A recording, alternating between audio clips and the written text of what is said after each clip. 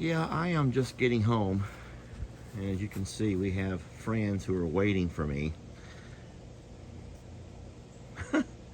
Poor Mr. Hank. He is going to be so distraught when them kitty cats have to go to their new barn. When they moved out to the barns, he's going to be so darn. Oh, look at Mr. Hank. He's a good uncle. Can I ask you a question? Can I ask you a question, and can you be honest with me and with yourselves? And I'm just curious, this is by no means anything trying to spark controversy and debate, but simple yes or no. Do you think that our government keeps things from us? Do you think that our government, and no matter which government you live for, I don't get if you're in the States or overseas, do you think that your government keeps things from you? And if you say yes, how does that make you feel?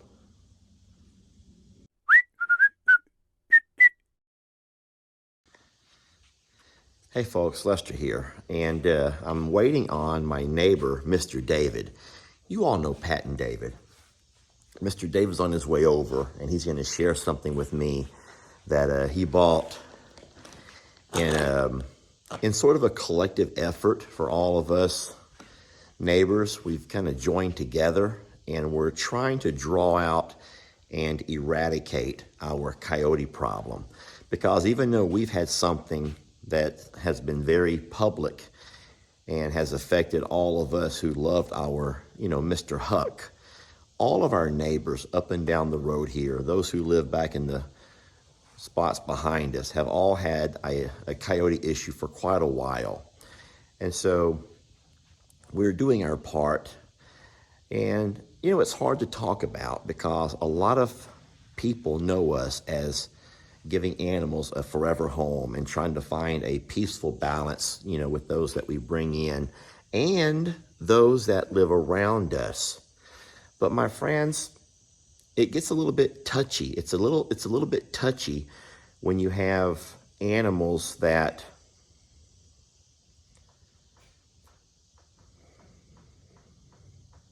I'm going to struggle with this video. I'm going to struggle with this video because of fear of not saying something right. But we lost Mr. Huck. If I had a venomous snake living in that pond that was biting the faces or biting the mouths of my animals who went down for a drink, I don't think anyone would have a problem with me eradicating that venomous snake because it's venomous. It's not one of the kind that, quote unquote, help us. It's, in fact, it is causing harm and even death. Well, the coyote problem around this area is one such that I would put it on the same scale as a venomous snake. And when you have a venomous snake living in your backyard, I believe that you too would eventually have to do something about it. And we're trying to do something about it. So what I bought yesterday from Tractor Supply is a very large box trap. This is a live trap. Now it's upside down. I can't flip it over with one hand to show you. But this is a box trap. And I've used box traps for years to catch stray dogs that were coming onto our property, and we've been able to find, we've used box traps to catch dogs who we've ended up rescuing. The dogs that are living right here now who've become really good. And so box trap is nothing new to us, and so I'm going to do my part with the box trap. But I will say that it's going to be difficult to video a whole lot of what we catch, and especially what we end up having to do with what we catch, because, number one, I don't think that our channel is one that's people would feel comfortable with knowing. But on the other hand, I take great pride in the fact that I don't hide and keep things from you. Let's talk about that for a minute. All right, so Miss Pat and Mr. David have a unique system of their own. This is a baby boom box, and this Bluetooth into the phone, and you have a phone app that can play, is it like an animal in distress call? Yes. It's a predator call, Right. and you set that out, and that way then you can kind of set and watch. Do y'all have like a spotlight? And we have a light up on our house. oh, so you have a light on the house. Shines, Okay. But that one big thing Yeah. we saw would not come out to the light. It stayed.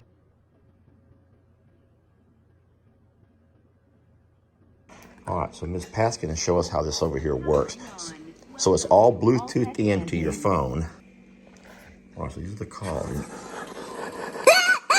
Oh my gosh. We turn it down. She's having a call. Yeah, Jamie's on a Zoom call. But you have different Okay, sounds I you get can it. Yeah. Hold on, so y'all bought this for me. It's called the Executioner, an electronic predator caller. Oh, so it's kind of the same thing you guys have over here. But I think it would have a bigger distance. Oh, I bet so. And yeah, because look how the microphone is kind of like Right, a bigger. tripod, so it can kind of like shoot out Now, there like that's what a. we're thinking. We have to stay within range Yeah. of the phone to the boom box. Yeah, this has 300 yards of a remote range. Yeah. Good morning, folks. Lester here. And I'm going to go ahead and start off this video by saying that this is not one for everybody. This is not one for everybody. Even though there's going to be adorable goats and an adorable little calf named Ruby, you'll see a lot of neat dogs and probably some big birds running around, maybe some longhorns, who knows, horses, and a screaming little diva of a donkey named Beverly. The content, the gist of the video might not be for you, because we're going to talk about a serious problem that we're having right here in our backyard, and some of the efforts that we're taking to eradicate this problem. And in saying so, this is not your typical Longhorn, Lester, ragtag, shit show of an operation type video. I just wanted to give you fair warning.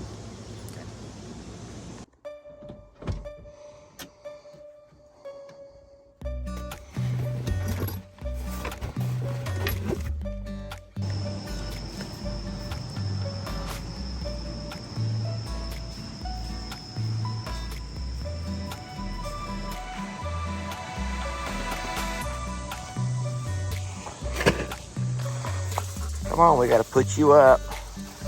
We're gonna go to the river and you can't go. We gotta put you up.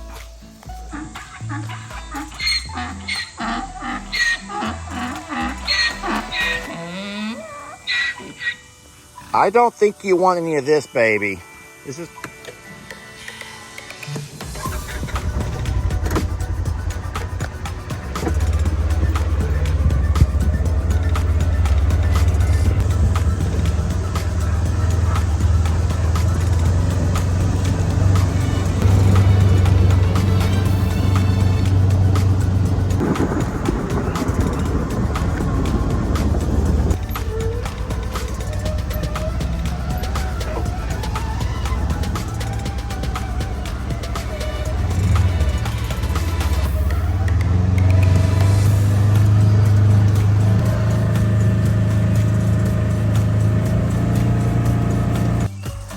I'm hoping that all of this foliage is not poisonous, because I'm gonna have to walk right past all of that. I need to come by and somehow get all of this off of here. Seriously, if this is poisonous, I am in all kinds of trouble, y'all. All right, I have now fought my way past all of the probably poisonous vines. Now we're going to go into what is more than likely a hornet, wasp infested spider, probably spiders. I will say I feel a lot like Indiana Jones, and this is my very own Temple of Doom. If a giant boulder comes rolling out this door, I'm a goner. I'm going to back up a little bit. And are y'all ready? Trixie, are you with me? Come on, Stella. Let me get my good girls to go first. Okay, so I've kicked the door open. I didn't really kick it open. I kind of used the bottle of Raid to open it. Looks like a scene out of a scary movie with this soul rocking chair on wheels. Come on, Trixie, who wants to come in and explore? Who will go explore and help save Daddy from whatever's in there? Don't you just love having good guard dogs? Come on, Stella, you can come help too. Trixie's saying there's nothing in here. Dad is completely safe. Yeah, I'll believe that when I see it.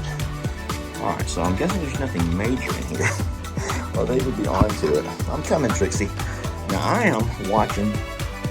See, that's what I'm looking for, stuff like that, wasp and hornets. I don't see anything that's active or alive right now. Oh Lord, look at all of that. So you can see that I don't use this much, obviously. Oh, that still works. All right, so I have my rifle sighted in at 50 yards, which is a very easy shot at right about that. You see that brown spot over there ahead of us, up in the distance. That's a 50-yard shot. We have a problem. Stella had no problem going up, but she's scared to come down. Guys, if I try to carry this dog down all these steps, okay, good girl. Okay, we're going. She'll go with me. She'll go as long as I'm going. See, I have a handrail to hold on to. When we first began to bring goats down towards the river, it was one of the most joyous events of their day. And even though I didn't bring them down here every single day, the days that we came to the river, man, it was just a spectacle. It was a sight to behold. And anyone who's watched the channel for a while knows how much the goats loved this place. We nicknamed it the Garden of Eden because there's just so much forage and vegetation. And our goal, our hope was that the goats would be able to thrive down here. And they did for a very long time. But then something happened. We had coyotes come in. And I don't know what it was that forced the coyotes onto this particular bank of the river. Maybe it's some kind of a migration type pattern. But now all of the neighbors along the river are having the exact same issues that we're having. And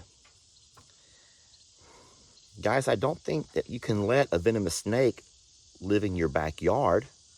And so that's kind of what we're having to deal with right now. We're an animal channel. We love our animals. We try to find ways to protect and to preserve their little lives. But what I'm going to say right now is going to offend and probably affect you.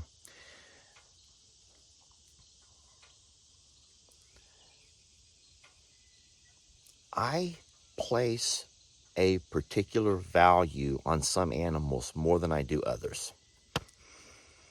I said it. I just said that. I said it, okay? I said it. And to me, my goats, my dogs, my cats, our baby calf, our longhorns, our horses, our donkeys, our ostriches, I want to protect them. And I do. I place a higher value on their life than what I do a pack of wild dogs or a pack of coyote. And this could be from, I mean, we catch possums and raccoons in our live traps, and, you know, we take them as far from home as possible all the time. We don't want to have to end a life. But when that life is taking life from us and those that we do value, at that point you have to make a really tough decision, even if it goes against who you are. And so there's been a lot of soul searching and a lot of deep digging. And I'm going to say one last thing before I introduce you to my rifle. there will be people, there have been people who have said, Lester, you're in a tough predicament. You should eradicate and rid those predators from your property, but you should not talk about it. You should never tell a soul.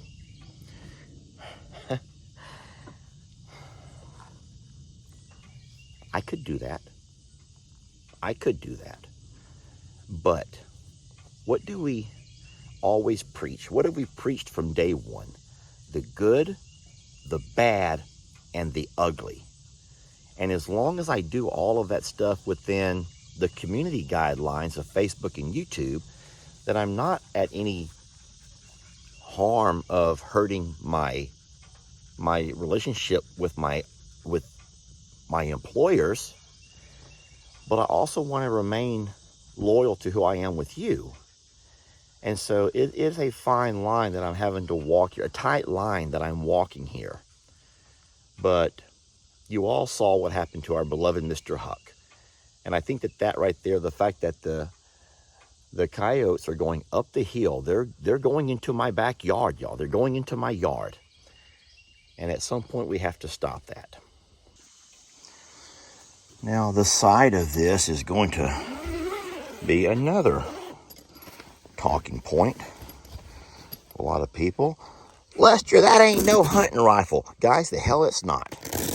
Don't tell me it's not a hunting rifle, because it is a hunting rifle, and it's a damn good one. What's crazy to me is that a lot of people have no problem if I was to show a 22 or a 12 gauge or even a deer rifle. But when you find the assault style rifle, everyone wants to freak out and go crazy. Guys, Lester's not assaulting anybody, and Lester is using this to eradicate his animals. The reason I like this particular rifle is it has an illuminated scope. It also has a green light that I can spotlight animals without animals seeing the light. So for example, if I was to see the coyote pack along this ridge and I turned on a spotlight, that spotlight would scatter the coyotes. They would scatter. If I turn on a green light, they have no idea. They're colorblind. They don't realize there's even a light on them. So I'm able to pick out who's who and what's what. And if I go by and have to do anything, I'd rather know exactly what I'm shooting at. Don't want to mistake a dog by accident. So it does have an illuminated light on one end, which is just absolutely amazing. And then it has an illuminated scope, so I can see, even at night, what I'm shooting at.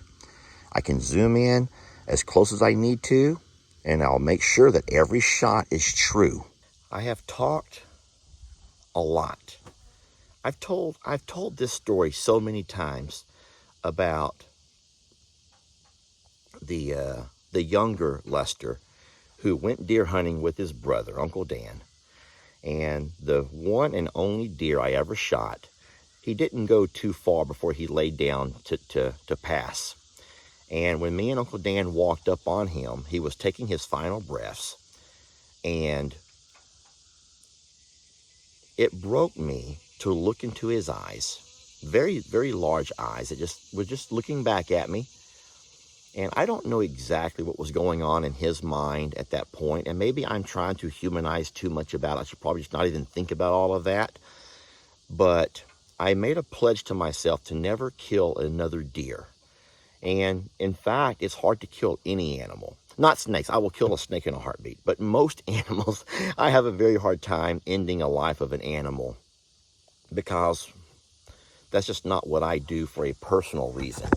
But my friends, this particular pack of coyotes has affected us tremendously. And I do think that it has to go. I think that this pack has to at least be rid of its leader. And maybe at that point, the rest will just move on down the river. And I hate to say it becomes someone else's problem. But ultimately, I'm not going to chase them. I'm not going to go hunt them down. I'm not going to walk the riverbank trying to find their den and eradicate the entire den. But I want them to leave this property be.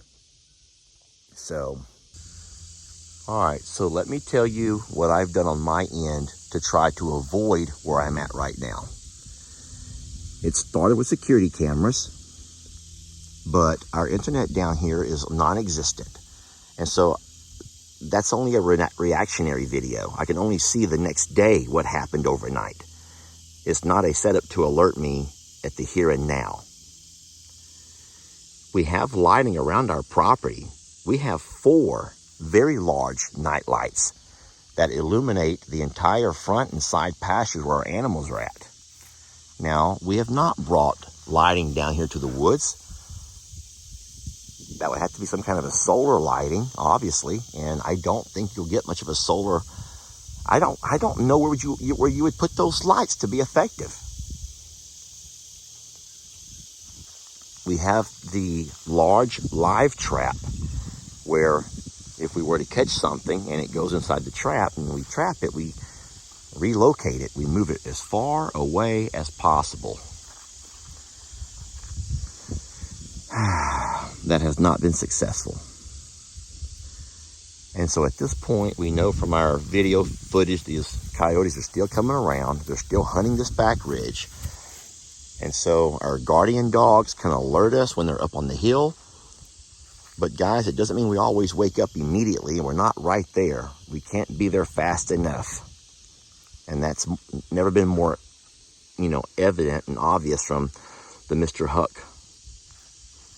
last moment video. So we're going to hunt and eradicate our coyote issue. And I would love to have your support on this. But even if you don't, it's going to have to happen. There's a lot of folks who will say you can't judge unless you've walked in someone's shoes. Well, I will say this. You do not want to walk around in my shoes. You don't want to be in my shoes today. Literally, you don't want to be in my shoes. But I think that all of us, especially if you come from a farm, ranch, country living background, I think that we can all, you know what, even inner city. If you live in the inner city, you don't want to live next door to a predator. Any kind of predator, guys. And predators come in all shapes and forms and sizes, and they come to hurt, kill, and destroy. So I would ask you to continue to love and support us. Let me do what I have to do. And if you don't, and if you can't understand that, then all I can say is until you've walked a day in my shoes.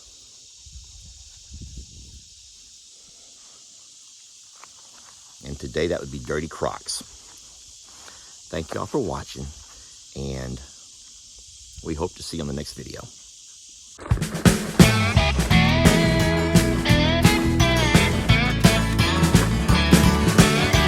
Don't let your troubles fester. Come watch Longhorn Lester. Yeah, something like that.